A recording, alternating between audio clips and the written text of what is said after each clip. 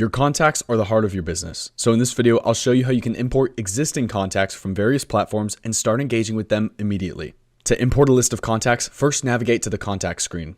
Then select import contacts from your top toolbar, which will look like a box with an arrow pointing down. Next, we'll designate whether our list includes just contacts or opportunities.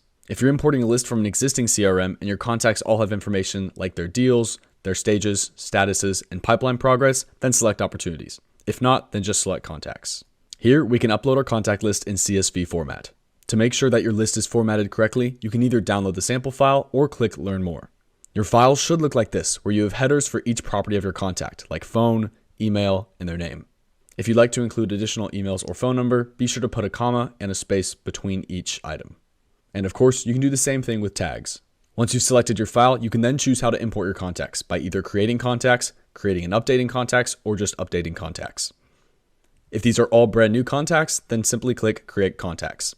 If this file includes a mix of contacts that are already in the system and new ones, select Create and Update Contacts. And if this file only includes current contacts that are in the system, select Update Contacts. Then we can click Next in the bottom of our screen. On this screen, we'll get a preview of our column headers and preview information to make sure that all of our fields are mapping correctly. You can adjust field mapping on the right-hand side by selecting the field from the list. Additionally, if you have any fields that are not mapped correctly, then be sure to create a custom field that has a title that matches your column header. But I'll show you right now how to customize your CRM so this maps correctly.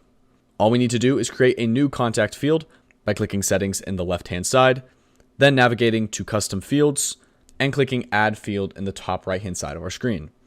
Then we can select the type of field that we're adding, whether it's a single line of text, multiple lines of text, different types of values, or multiple select options. For this case, we're using our favorite color, so we'll say single line text, then click Next. On this screen, we can give our field a name, add our field to a group, and then click Save. Now that we've done this, we can successfully map that information by going back to Contacts, clicking that Import button once again, then selecting our file, clicking Next, and now you can see that our information maps successfully. When your fields are mapped, simply click Next.